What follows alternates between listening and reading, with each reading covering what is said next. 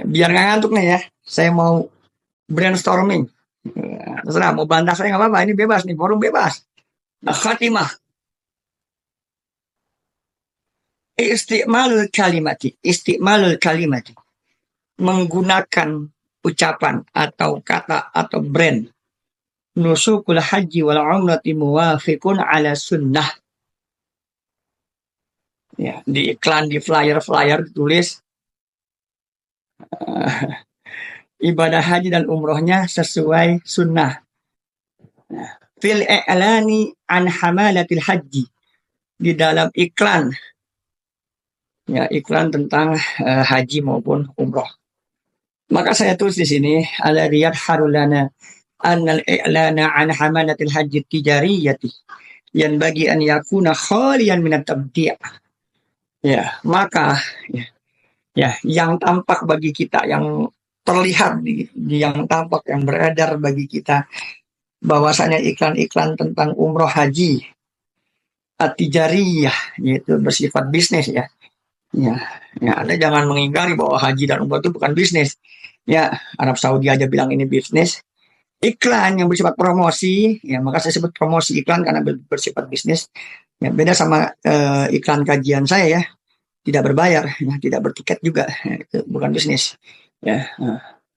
Kemudian saya bilang apa? Yang bagi an yakuna khalian, maka selayaknya sepatutnya ya kosong dari tuduhan tabdi atau membid'ah-bid'ahkan orang.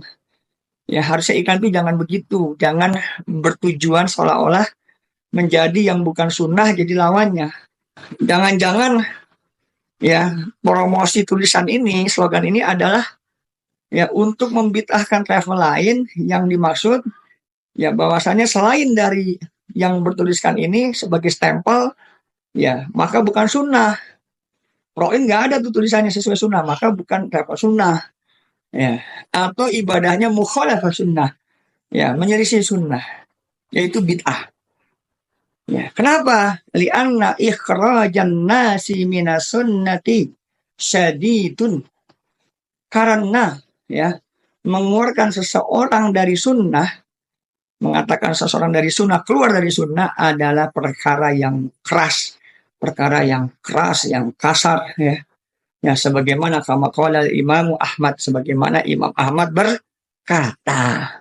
Ya jadi kalau misalnya Anda menuduh ya proin tidak sesuai sunnah, berarti otomatis tuh semuanya saya dan para staf dan agennya ya, maka agen-agen yang di sini semua nih ya berarti memasarkan sebuah paket, sebuah apa namanya kegiatan ibadah haji dan umroh yang menyelisih sunnah. Kira-kira mau nggak dikatakan seperti itu? Ya, ya hatu burhanakum in kuntum shadiqin. Ya, maka tunjukkan buktinya dulu. Apa buktinya bahwa kita tidak sesuai sunnah? Nah, maka saya lanjutkan di sini. Wa minal jadiri bizikri, yang menarik di dalam fi hadil masalah. Ya, yang menarik, tema yang menarik yang saya sebutkan di dalam masalah ini adalah annahum la yafhamuna ta'rifas sunnati.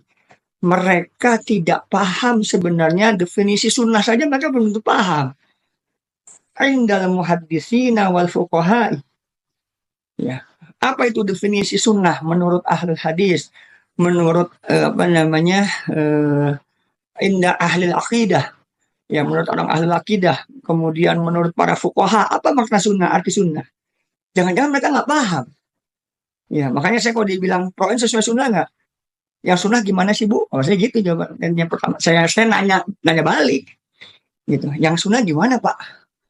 Ya, ya. Karena belum tentu kenyataannya, ya mereka layak hamun.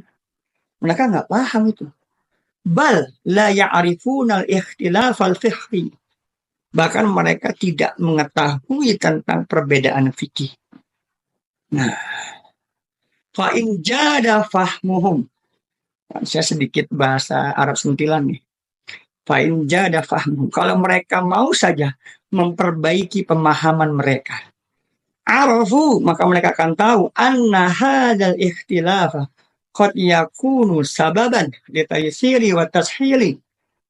wa taysiri maqsadi man min maqasidis syariati bin nahsil kitabi was sunnati. Maka mereka akan tahu bahwasanya perbedaan fikih ya terkadang menjadi sebab untuk mempermudah ya maksud dari makosid tujuan-tujuan syariat bin nasil kitab wa sunnah dengan nas kitab Al-Quran dan sunnah ya. Perbedaan antar mereka itu Al-Imam Asy-Syatibi menafsirkan bahwasannya rahmat ya, sebuah rahmat dalam sebuah perbedaan ya dengan ucapannya apa?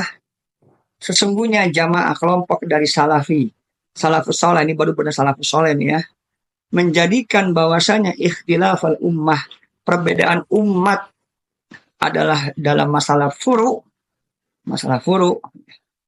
yaitu merupakan sesuatu yang rahmat. Wa idza kana min jumlatir rahmah, maka jika mereka adalah bagian dari rahmat, fala yumkinu an yakuna sahibuhu kharijan min kismi ahli rahmah. Maka tidak mungkin sahibuhu, pelakunya ya itu keluar dari ya kelompok yang diberikan rahmat ya. Nah, jadi nggak mungkin ya, karena perbedaan itu adalah rahmat. Apa maksudnya rahmat di situ adalah karena dengan adanya perbedaan maka jadi mudah. Kalau semuanya satu suara, stres kita menjalankan syariat nggak mungkin ya. Kalau semuanya satu pendapat ya, maka tidak bisa kita menjalankan syariat, sulit. Sebagaimana ucapannya Umar bin Abdul Aziz. Ini bagus nih, Umar bin Abdul Aziz berkata, penting, cakep untuk di sana, bisa share juga ya. Ya, ini dari riwayat dari Ibnu Wahab an Qasim, dari Ibnu Wahab dari Qasim. Qala, laqad a'jabani qaulu Umar ibni Abdul Aziz. Maka sungguh telah membuatku kagum ucapan dari Umar ya Ibnu Abdul Aziz. Beliau mengatakan apa? Ma'ahabbu annas ashaba Muhammadin la yakhtalifun. Saya tidak suka bahwasannya kalau sahabat Nabi itu tidak berselisih. Kenyataannya sahabat Nabi berselisih tidak? Berselisih. Nanti saya bawain di dalam fikih haji ini, saya bawain beberapa pendapat sahabat itu berbeda pendapat. Kenyataannya sahabat berselisih, berbeda pendapat. Ya, makanya kata Umar bin Abdul Aziz, saya nggak suka kalau sahabat Nabi nggak berselisih. Katanya. Kenapa? Li'annahu law kana qaulan wahidan. Karena kalau sesungguhnya mereka satu ucapan saja, lakana nasu fi dayqin. Maka sungguh manusia akan sempit, akan terbatasi, akan sulit. Coba. Wa innahum a'immatun, dan mereka semua adalah a'immah yuqtada bihim ya. Dan mereka adalah para imam yang diikuti. Bagusnya tanya. Falau akhadha rajulun, maka jika seseorang mengambil satu saja biqauli ahadihim, dengan satu ucapan mereka, kana sunnah, maka itu adalah sunnah. Tuh. Ya, ini kata Umar bin Abdul Aziz. Jadi kalau kita mengambil satu pendapat sahabat saja, yang mungkin berbeda dengan ustadz kita, berbeda dengan guru kita, itu sunnah. Maka saya tanya, sunnah menurut siapa? Ya, sunnah menurut ustadznya. Nah, padahal kalau kita mau ambil satu pendapat saja dari sahabat, itu adalah sunnah. Nah, makanya jangan gampang ya mengeluarkan poin nggak sesuai sunnah gara-gara umroh berkali-kali, poin nggak sesuai sunnah gara-gara tanpa mahram. Nah, ya. Padahal Aisyah 2 kali, sunnah sudah.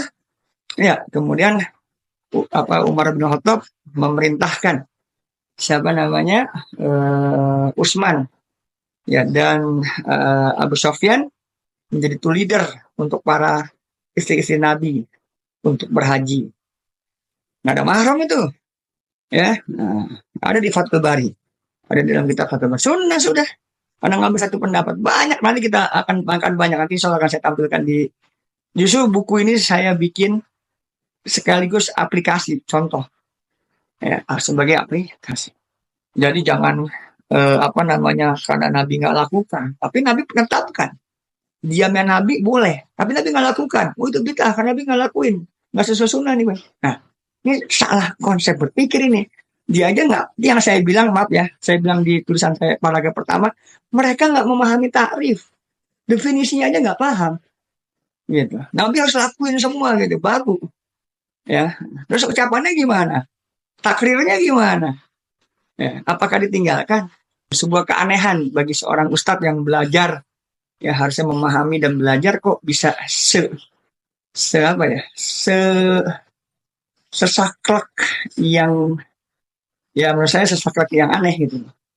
Makanya benar dikatakan pepatah Arab mengatakan waman qalla ilmuhu kasuro ingkaruhu waman qalla ilmuhu barang siapa yang ilmunya dikit kasuro ingkaruhu kebanyakan ngingkar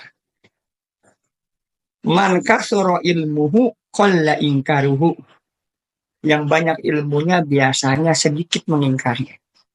Nah, kalau kita nggak senangnya sama kajian yang oh ini salah, ini bid'ah, ini salah, ini nggak sesuai sunnah. Orang kayak gitu-gitu, wah, kayaknya menarik gitu ya kajiannya ya.